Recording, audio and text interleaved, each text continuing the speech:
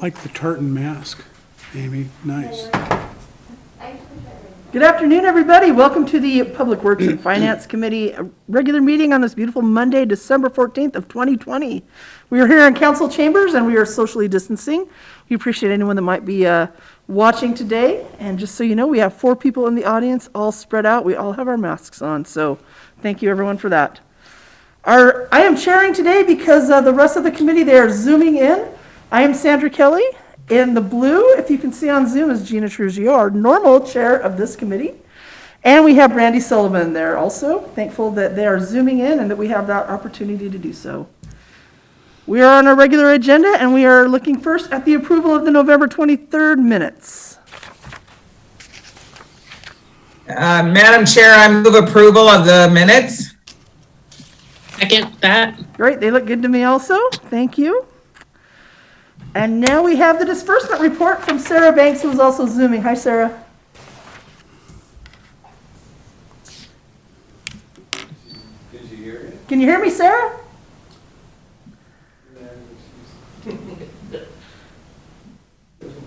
Well, I can rest assured that Sarah knows all about the finances. She's just keeping it a secret right now. Sarah, can you hear us?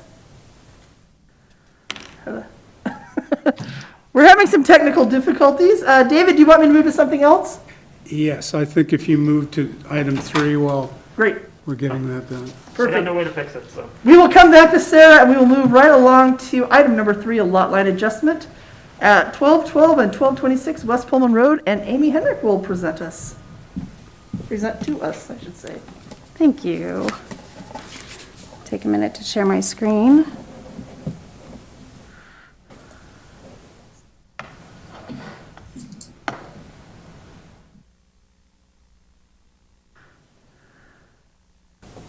All right.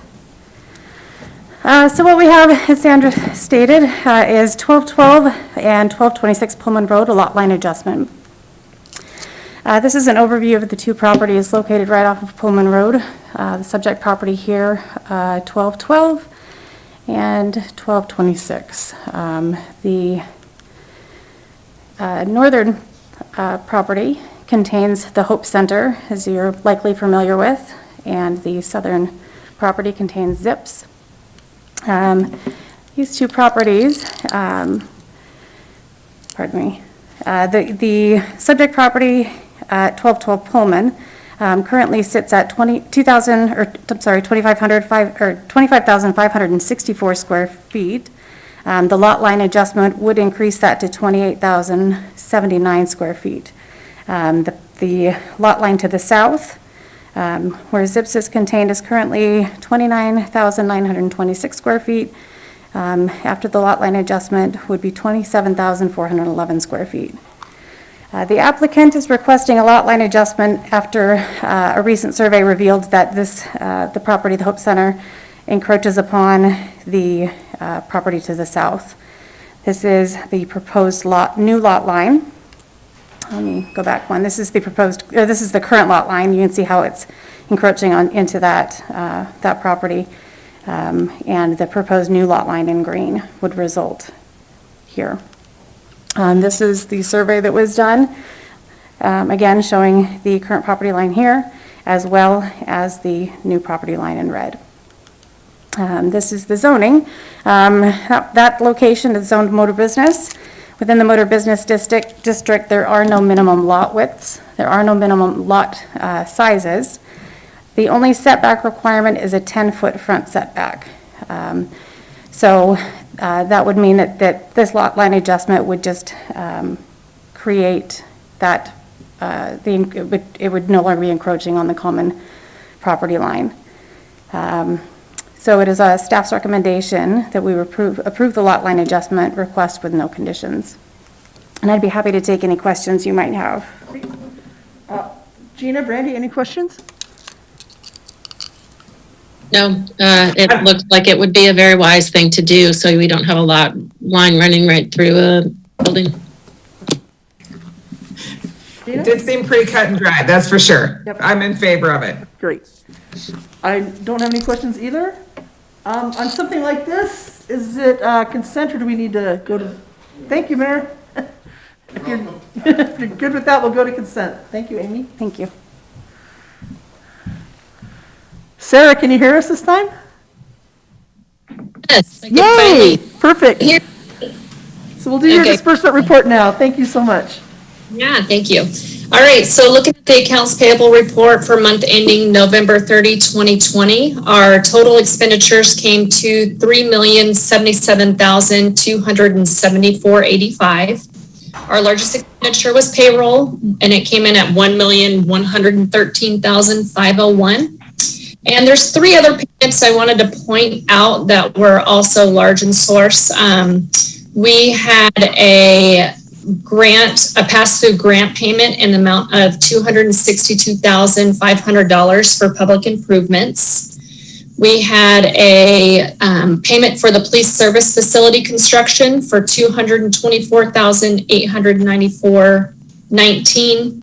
And then we had a well 10 phase 2 contractors payment, and this was payment number 6 in the amount of $504,231.02. And with that, everything else is pretty standard. So if you have any questions, just let me know. Great. Brandy, Gina, any questions? Yes, Brandy. Was you said a public health, was that an LTAC? What was that specifically? Which one? The 200 sorry, it's hard for me to like toggle back and forth, but you mentioned, I think you said a public safety grant in the amount of 200 and something. No, there was the police services facility construction payment for $224,894. I mean, the one you mentioned before that. Okay, the $262,500, that was a pass-through payment from the state to EMSI, or actually for Strata, in regard to EMSI for the public improvement. Right, got it. Where they just needed the partner entity to move the money through to them. Correct. Okay, thank you. Anything else? Looks great. Nope. Recommendations? Consent. Perfect, thank you. Thank you, Sarah. All right, thank you. And now we will move along to the master agreement extension for professional services with Aspect Consulting. Kyle Steele. There he is. Councilors, can you hear me okay? Thank you, Kyle. Yeah, so as your staff report notes, September of 2016, the city executed a master agreement for professional services with Aspect Consulting, who you've all met back in February of last year, to assist the city with the development of a comprehensive stormwater user fee study in anticipation of the permit that we received from EPA last October of 2019. As I mentioned, the findings of that study were presented to the council prior to the beginning of the pandemic back in February, where we went through a number of different items, including, the fact that we've developed a customer billing database with what we thought was going to be the rollout of the utility this last October. But that agreement expired this September 30th, 2020. Staff does anticipate the need to execute an additional task order likely this winter to assist staff with some of the MS4 permit requirements. And so that's what's before you today is the extension of this agreement until September of 2022. So I'd be happy to try to answer any questions you might have. Brandy or Gina, questions for Kyle? Yes, Brandy. Oh, just in general, is it that because everything was kind of put on hold, that we're just extending the amount of time to complete the same tasks that were in the original contract? No, so we broke the initial task list up into two phases. So phase one really began in the fall of 2016, and we worked through a lot of the items that were in that task order were for looking at, data gaps, looking at the development of a financial plan, looking at the legalities of the formation of a stormwater utility. And then in task two, we really narrowed it down on the bulk of it was the development of a stormwater utility billing database, the development of the stormwater ordinance, which we talked about, I think at a council meeting, maybe last January, where Mia presented. And this future task order will be looking at finalizing that database, looking at updating our construction standards and best management practices for stormwater runoff control, which I don't believe have been updated since 1999. And so we have a number of new permit requirements that will that requires us to develop those or update those construction standards and BMPs.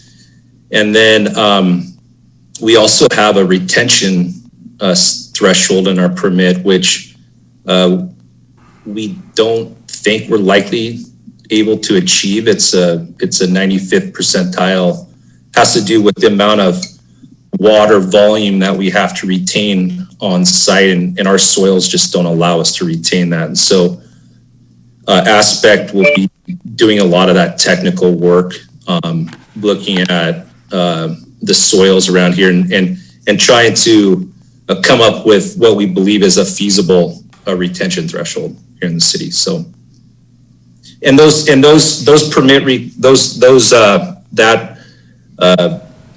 the permit allows us to submit what they call an alternative control measure request. So instead of that 95th percentile retention standard, we may be able to submit something different that we actually can comply with. So in general, I mean, it sounds like COVID didn't really affect this in a way. I mean, the tasks that had already been completed in those phases were completed and the timeliness that were expected. It's just that there's stages that haven't been completed yet, and that's why we need to extend it.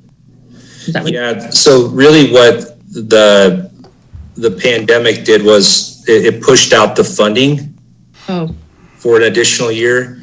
When the mayor and you all decided to hold off for an additional year, that doing that didn't allow us to move forward with a lot of the operation and maintenance tasks that we could have been starting to work on, hiring staff, purchasing equipment, things like that. So that's largely what was put off. We've been able to do quite a bit of work with existing staff. As I mentioned, I don't know, about a month ago to the council, we've been working pretty diligently on our public education and outreach efforts. We developed that stormwater outreach video for the public. And so we've been able to do, we've enhanced our street sweeping and maintenance activities where we can with existing staff. But that was largely the effect of pushing that off was hiring staff and purchasing equipment. Right, totally get it. And it's actually pretty admirable that you're even able to do the things that you've been able to do when you don't have the revenues that were built into the budget for it. So I understand. Thank you. Gina, you had a question earlier. Did it get answered? Yes, it certainly did. Thank you. Perfect. Thank you. Recommendations?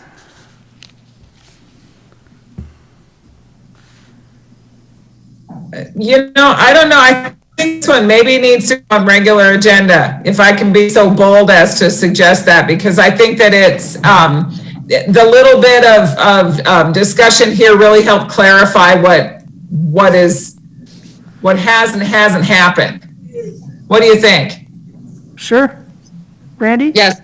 So Sure. Yeah, I mean, I think as far as the action right now, I would recommend approval of the master agreement contract extension for professional services consulting and put it on the regular agenda, maybe with that as a recommendation from our committee.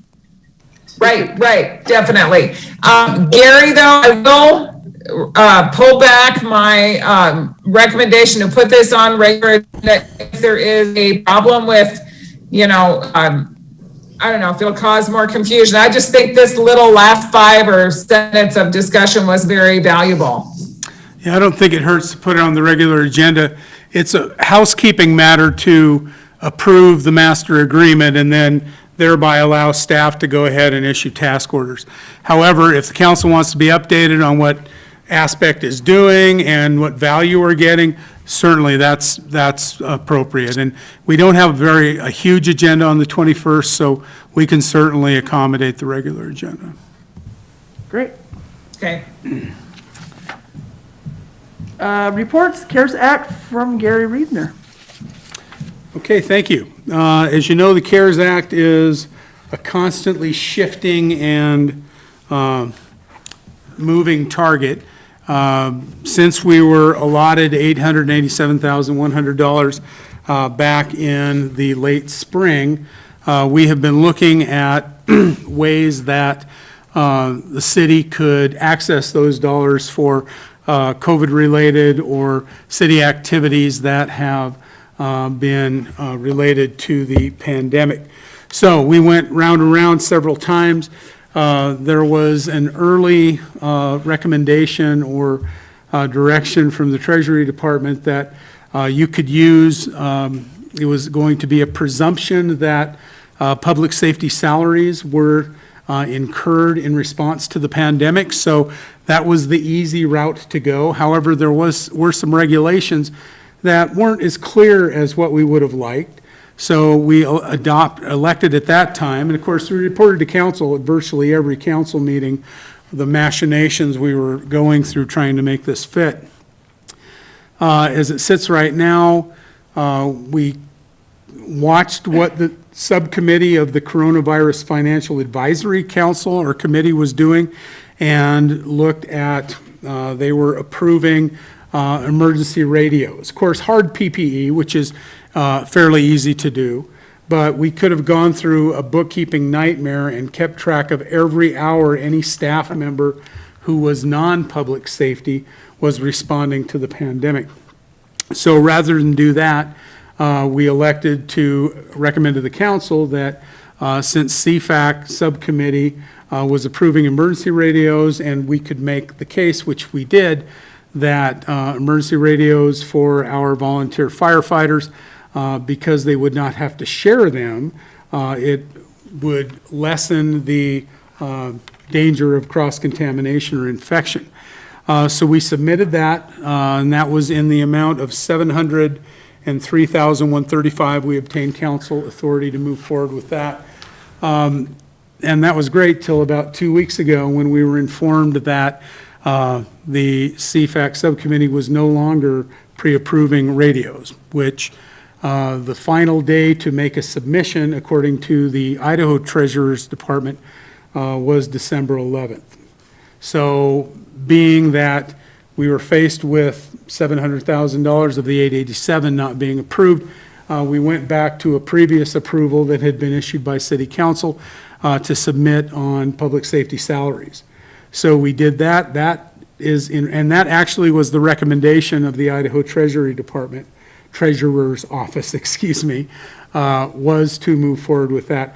I talked to Latah County last week. They were doing exactly the same thing. So our our proposal for reimbursement in front of the state right now is for information systems expenses that council had approved to move forward for remote working, PPE, public safety supplies, that sort of thing, and then public safety wages.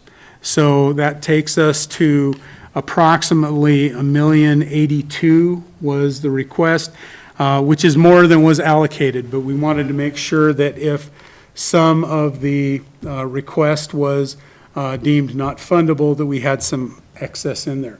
Right now, we're in a holding pattern waiting for approval. In the meantime, we hope this week to submit the Governor's Public Safety Initiative submittal, which was also for public safety salary reimbursement, salary and benefits reimbursement in the approximate amount of 1.64 million. You'll recall that was a situation that in order to take advantage of that program and thereby provide some property tax relief to our property owners, that we had to reduce our L2 property tax certification by the same amount. So that was done. That request will go in hopefully this week, and then keep our fingers crossed, we are done with our end of the CARES Act as it exists today. Right. Certainly answer any questions. Brandy? So you said $1,082,000, which would be over what we're entitled to. What is the 82,000 without have? Do you mean 1,082,000? That was what we submitted. We know our Right. allocation is not that high. Yep. Right. I just didn't know if the 82 was 82,000. Yeah. Just and so you submit that and hope that we get our full allotment of 800, whatever that is. And then with the what about the mask fitting machines? Where is that? That was in the, let me see. I believe that is included in safety supplies. So, which would, the total amount was $174,000.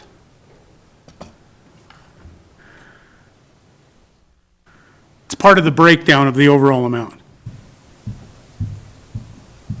Right. It was 174,000 you said for that? No, ma'am. What I'm saying is all of these are cumulative. So you've got Okay. included in information systems expenses, the mask fitting machine is 18,865.10. Oh, excuse me, I'm sorry. The mask machine was ready to go in. We retracted it because they had questions about it, and we can get the reimbursement under public safety salaries. I'm sorry, I wasn't looking high enough on my spreadsheet. So the question is, we did not, even though council had directed us to submit it, which we did, under, because we had additional capacity, we withdrew it because the money would come anyway. Our intent is to purchase the mask machine as authorized by council with funding that we receive. And then I know we did talk about wanting to be sure we would get reimbursed for it before we actually purchased Yes. it. Is that, okay, so that's still the plan here? Yeah. What, Thank you. yeah, if we don't have a direct reimbursement for the mask machine because it was retracted, we will come to council and request authorization again. Okay, and then the last thing, so what happens with the radios now? Is that just The radios were part of, as you recall, in the strategic plan, the radios were one piece of the overhaul of the radio access program, and that included repeaters and all those sorts of things. So what we will do is we will continue to address that in the strategic plan. I don't really, we haven't sat down and mapped out the funding sources yet, but we will do so before we make any purchases or propose to council to make any purchase. Okay, thank you. So will that have to come back to council again regardless of? The radios? Yes. Absolutely, because it's a big expense. Could be as high as $2 million by the time we get the entire system overhauled, so it will take a little bit of time. And we'll have to approach it as we do our capital improvement plan and those sorts of things. So we will not be moving forward on that without specific council authorization. Thank you. Gina, any questions? No? Okay, Nope. great. Well, thank you, Gary. Thank you. Different news. I don't think we were expecting all of the changes, but the CARES Act is a fluid thing, it seems like, so I'm not surprised. And that leaves us at the end. So are we ready to adjourn? Getting Yes, the nods. We are adjourn. adjourned. Thank you, everybody. Thank you. All right.